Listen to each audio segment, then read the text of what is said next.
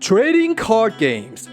It is an uncertain genre of games where a game usually stays alive for like a few years only. But among them, there are a few games that stand the test of time and continues to be enjoyed by gamers for decades. Magic the Gathering, Pokemon card game, and Yu-Gi-Oh!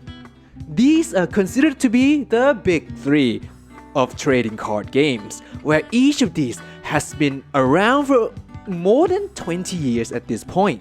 But somewhere in Southeast Asia, unbeknownst to everyone else, there is a game which, despite the popularity of the more established title, remains to be enjoyed by a group of very passionate players and was a big part of many childhood. That game is Summoner Master. So, quick history lesson. Back in around the turn of the millennium, also known as the 2000, the game was first published by a group called Phenomenon Party, who would go on and create a company that handled this IP called Santo Nino Company Limited. I'm starting to suspect that these guys might be Christian guys. Anyway, Summoner Master is not their only franchise that they handle, although it is the biggest one and the main focus. They also do other things such as a board game. They also do party game and magazine and a novel. And as of late, they also announced that they will do NFT game as well. Alright, cool. Now, back to Summoner Master. The game does have a story, but let's be honest here, nobody plays a card game for its lore. So we're just gonna skip that for now.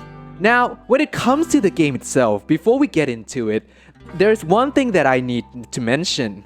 As of making of this video, the game actually splits into two separate games, using two different rules and two different type of cards. We have Summoner Master Origin and Summoner Master New Era. As you might be able to tell by the name, but the Origin is the rule set and the card designs that has been built upon for the past 20 plus years now. And New Era, starting in 2022, is an attempt to simplify the old rules and make it more accessible for a newer generation of players. Now, both of these still play similarly, so it's really up to you on which one you would want to play. Although I probably should mention that as of making of this video, they seem to be heavily promoting New Era considering it is the newer one, so yeah. Now, personally, I've been aware of this game since I was in elementary school, but I never tried it. But since COVID started, I've been playing a lot of Magic the Gathering, so I figured this is the perfect time for me to buy a deck and see what it's like for myself. One small problem, the deck hasn't arrived yet, so I guess this is how we're gonna do it. 1, 2, and here's the package. It's been 2 days. I actually got a tattoo, I don't know if you can see it. Alright, now with the package on our hands, we can crack it open and let's talk about how it's played.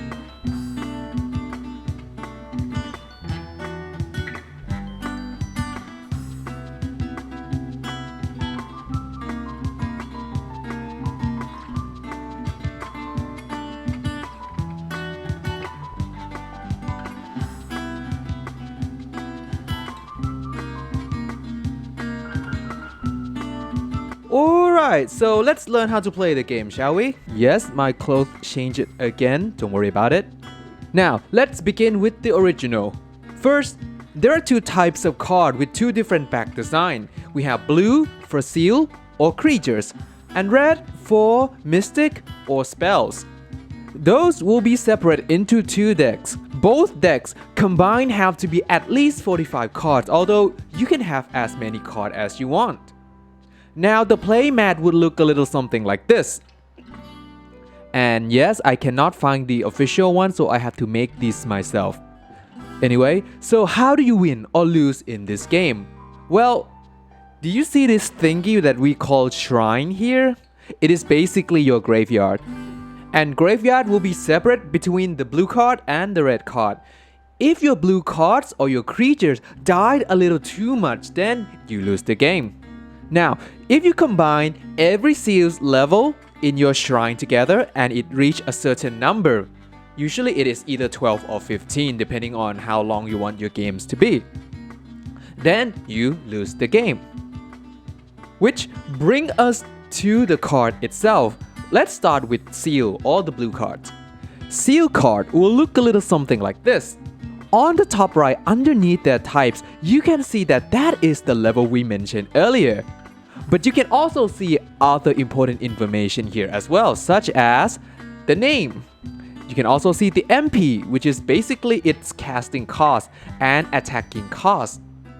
Then you can see the stat for its attack, defense, and also speed as well. These stats will determine the outcome of the battle.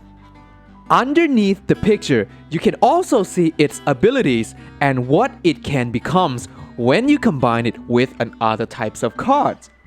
Each player will get 8 MPs per turn rotation if the maximum shrine level is at 15, 7 MP if the maximum shrine level is 12.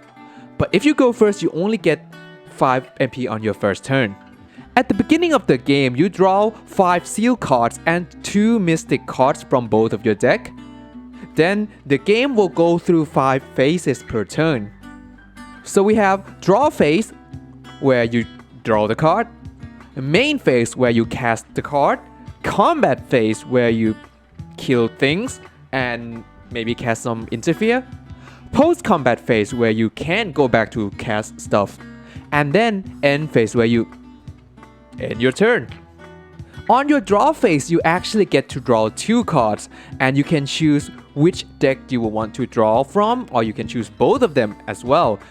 Except unless you go first, then on your first turn you only get to draw 1. Now after you draw your card on your main phase, you can start casting your seal on either attack line or defense line. And as you might be able to guess by the name, monster on attack line attack stuff, and monster on defense line cannot attack, it just defends. Now let's talk about how combat works. At its core, this game is about comparing sizes on who has the higher number. And which number that we will use to compare will determine by the zone that the creatures are in. For example, if monsters on attack lines attack each other, of course they will compare its attack stats, and the higher one will win. The one with the lower stat will go to the shrine. Now, in the case that they have the same attack, then we will determine by the speed stat. So the faster one would win. Things will be a little bit different if you attack the monster on a defense line. In that case, you will compare your monster attack stat with the defending monster defense stat. The difference thing is that if the defense stat is actually higher than your attack stat, then you don't die.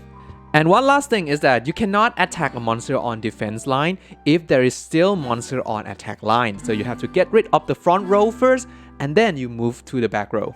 Now, if you want your seal to get bigger, there's a few ways you can do that. You can combine it with other seal. As previously mentioned, if you have another seal or another 2 or more seal that is the right type or elements, you can use that as an auxiliary and make your seal bigger. And that is basically how combat works. Now, if this is all the game has to offer, it will be very boring because it's just an endless game of who has the bigger number. That's where the mystic card comes in. So the red card or mystic card can do a bunch of things. It cannot attack by itself, but it can sure as hell make your attack more effective. It can do things such as 1. Equip to your seal to make it stronger. 2. You mess with other people's seal. Or 3. You can even negate other people's mystic effects. Some card can even be played during both players' combat phase as an interfere, making it risky for the attacker even when you have the higher numbers. And now you repeat that process until someone's lose the game. And that is pretty much it. Alright, cool. Now, how do we play New Era then? Well, alright, first thing first, boom. No more 2 deck, you only have 1 deck. Everything is in 1 deck, baby. 2. Now, when you don't like your starting hand, you can change exactly 3 cards, and no more and no less, and you can only do it 1 time before the game begins. 3. Boom. Let's look at the playmat, made by yours truly, of course. Now the shrine level is either 10 or 12. 4. You only have 7 MP instead of 8 now, but it doesn't cost MP to attack anymore. 5. No more speed stat, now we only have attack and defense. 6. Other than monster die and accumulate it inside of your shrine, you can also die by get attacked directly by other player as well. Oh yeah, and this thing, we call this thing a Master Heart. You get 3 at the beginning of the game and no more. Now Master Heart can do one of 2 things. First thing, if you have a seal on your defense line that is about to die and you don't want it to go to the shrine, you can sacrifice one of your heart and prevent it from dying. And 2, in a case that you don't have any seals to defend you whatsoever and you're about to die from direct attack like a character from Yu-Gi-Oh!, you can sacrifice a Master Heart as well to survive the attack and continues to play the game. And now rinse and repeat. And yeah, that is basically the game. I skip a lot of the finer detail, but that is essentially how you play it. Now, one more interesting thing that I find is that it seems that the creator really wants this game to be for youths and fans here in Thailand.